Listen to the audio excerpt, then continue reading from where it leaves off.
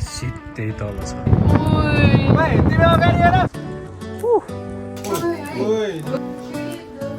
Nice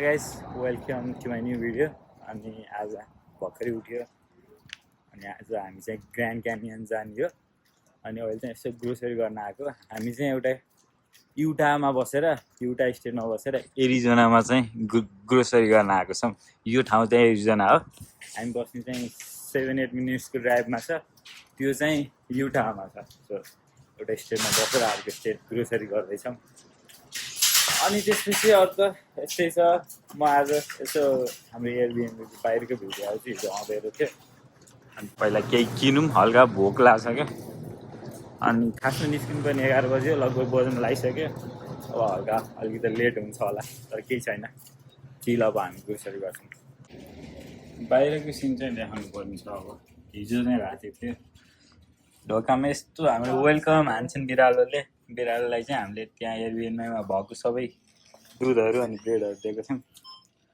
अनि nice छ cute छ बिरालो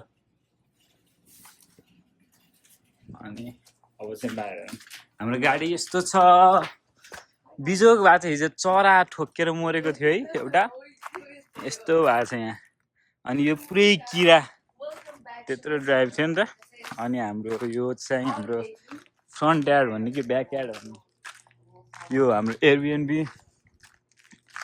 यस्तो छ यताको भ्यू चाहिँ यस्तो छ यो चाहिँ युटा अनि यहाँदेखि हल्का अगाडि गयो भने एरिजोना आउँछ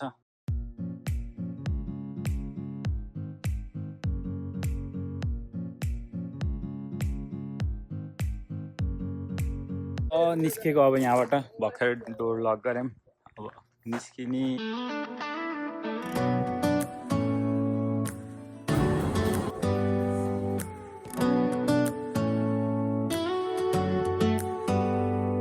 Do you hear that?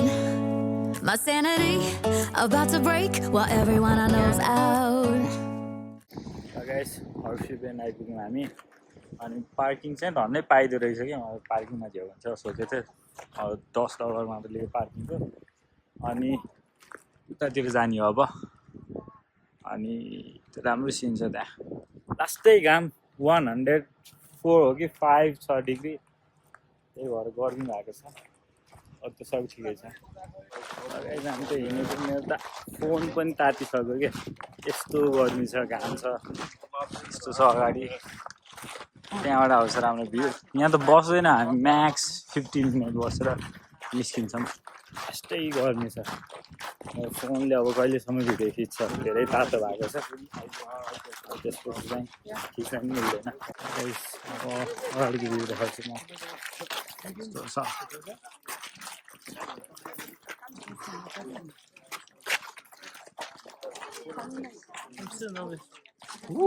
ओए लास्ट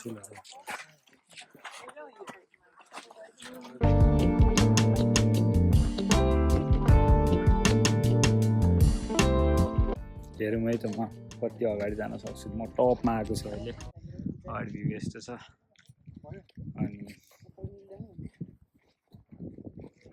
यहाँदेखि सिधै तल छ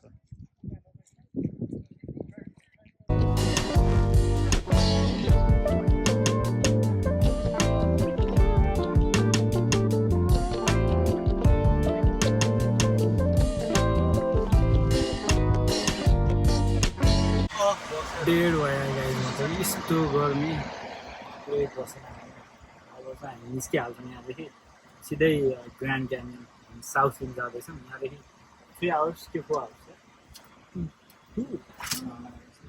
त्यहाँ जान्छौँ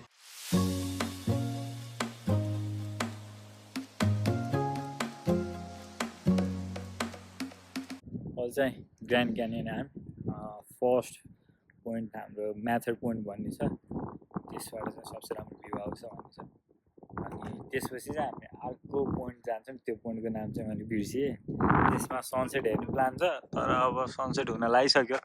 7 बज्यो यार। हाम्रो प्लान अनुसार चाहिँ 2 बजी आउने थियो। मैले अस्ति हेर्दाखेरि 2 बजीतिर पुगिन्छ अनि गरौँला भन्दै थियो। यहाँ पुग्दा 7 बज्यो।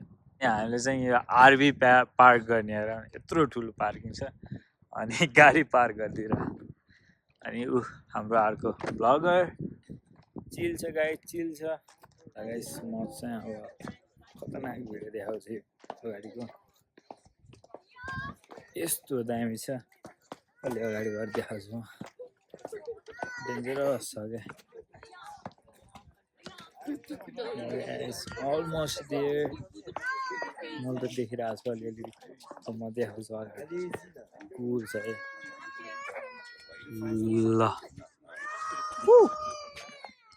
नाइस। यति ठुलो छ नि, यति ठुलो छ, मोबाइलमा देखेको पनि छैन। अगाडि चाहिँ यस्तो छ।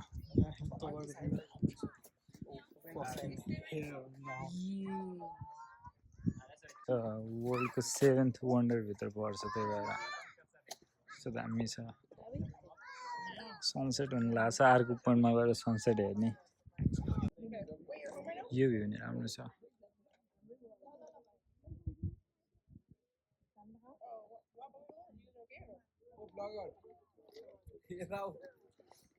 अब चाहिँ हामी अर्को ठाउँमा जानुपर्छ होला।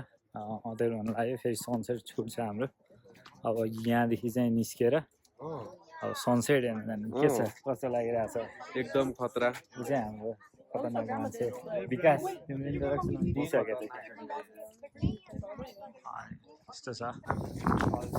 अर्को पोइन्ट आयो, अगाडि चाहिँ यस्तो छ। नाइस।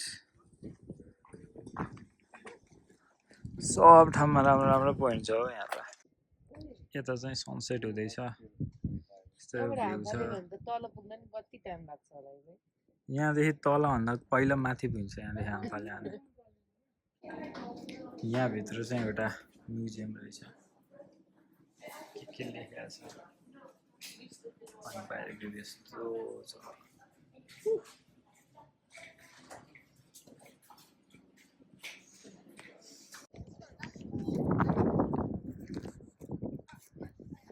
चाहिँ यसो सनसेट हेर्नु पर्यो भनेर यतातिर आएको। यस्तो छ भ्यू। नाइस, सनसेट हुँदैछ। अगाडि भएको चाहिँ क्या आउँछ, लास्टै ठुलो छ कि, लास्टै लामो अनि लास्टै ठुलो। के भन्छ 200 समथिङ माइल्स, 270 हो कि यस्तै कति माइल्स यो निस्केको छ अरे पुरै। सो जता गए पनि भ्यू छ अनि हरेक पोइन्टमा फरक फरक भ्यू छ। यो चाहिँ यावाकाई पोइन्ट हो।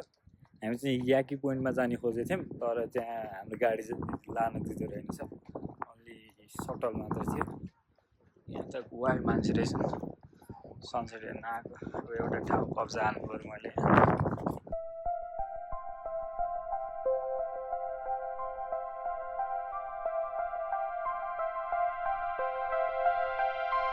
नाइस सनसेट थियो क्या, एकदमै राम्रो भ्यू। म त यहाँदेखि भ्यू आउँदैन सोचेको, धन्नै राम्रै भ्यू आयो।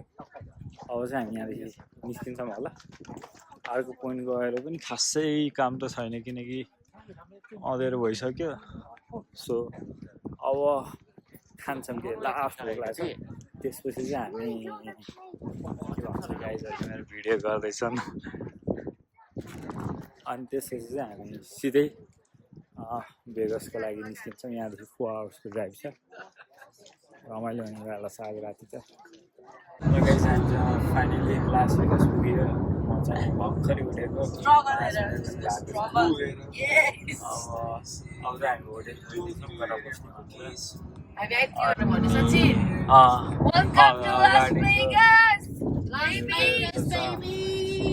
Come and fly away with me. Come and fly away with me. Come and fly away with me. Come and fly away with me. Come and fly away with me. Come and fly away with me. Guys आज हामी बस्ने hotel चाहिँ यही हो Hilton hotel अनि त्यहाँदेखि चाहिँ त्यो यसको राम्रो भ्यू देखिन्छ भनेको छ अनि भोलि बिहान चाहिँ हामी उठेर त्यहाँ जानुपर्छ हाम्रो प्लानमा चाहिँ थोरै चेन्ज भएको छ हिजो चाहिँ हामी के गर्ने सोचेको थियौँ भने आज आउँछौँ 1 बजीतिर आउँछौँ अनि आज रातभरि डुल्ने भन्ने प्लान थियो र फेरि 2 बजिसकेको थियो नाइट लाइफ त हुन्थ्यो तर हल्का कम स्लो डाउन हुन्थ्यो कि राति भनेर चाहिँ आज यहाँ बस्ने अनि भोलि दिउँसोतिर चाहिँ हो त्यस्तै त्यस्तै अलिअलि घुम्ने ठाउँ छ दिउँसो पनि त्यो घुम्ने अनि राति नाइट लाइफ हेरेर भोलि नै उसको लागि लस एन्जल्सको लागि निस्किन्छ सो आज त यतै बस्ने भयो अनि भोलि पनि बस्ने भयो एक दिन चाहिँ भेगसमा बस्ने भयो एक्स्ट्रा प्लान बाहेक अनि अब यसले कुन प्लानलाई घटाउने हो त्यो चाहिँ पछि थाहा हुन्छ सो रमाइलो हुनेवाला छ आज खासै सुतिँदैन रमाइलो गर्ने प्लान छ अब त्यही हो 1-2 घन्टा सुते पुगिहाल्छ गाडीमा जहिले सुतिहाल्यो त्यही भएर ठिक छ अनि हामीले चाहिँ मोनोपोली लाने आज मोनोपोली खेल्ने प्लान छ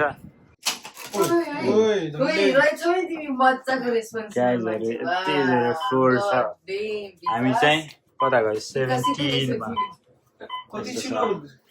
कति छिटो अबलाई भमिट आउँछ फेरि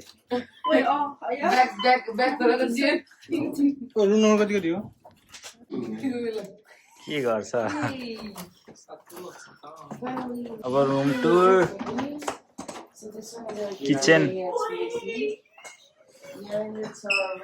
भ्यू देखाउँदैछु म अब बाहिरको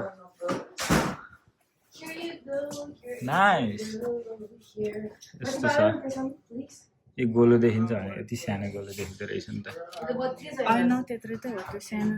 मतलब आधा गोलो के त बोर्डले छेकिदियो ठिक छ ठिक छ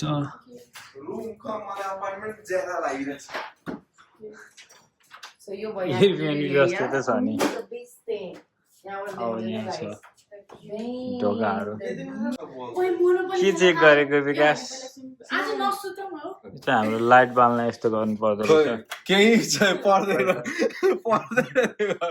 त्यतिकै अहिले चाहिँ हामी मोनोपोली खेल्न लागेको रातिको कति 3 बज्नु लाग्यो 3 बज्नु लाग्यो पुल जानु लाग्यो है पुल नै बन्द रहेछ कि 10 बजी बन्द रहेछ अब चाहिँ हामी यसो खेल्न लाग्यो हाम्रो ब्याङ्कर सबसे धेरै पैसा भएको मान्छे लगाइ 4:30 हुन लाग्यो हामी चाहिँ यो खेल्दै थियौँ अनि एकदमै लामो भयो अब पैसा गनेर विनर डिसाइड गऱ्यौँ विनर चाहिँ म भएन अनि अब चाहिँ हामी सुत्न लाग्यो एउटा सर चाहिँ सुतिसक्नु भएको छ अनि हाम्रो रुम चाहिँ आज यो हो बाहिरको भ्यू मुन यहीँ आइसकेछ क्या भोलि यतै घुम्छ मलाई अब यो भ्लग चाहिँ मैले यहीँ एन्ड गर्छु लामो भयो होला एकदमै सो अर्को भ्लग भोलि कन्टिन्यू गर्छु so thanks for watching see you in next video by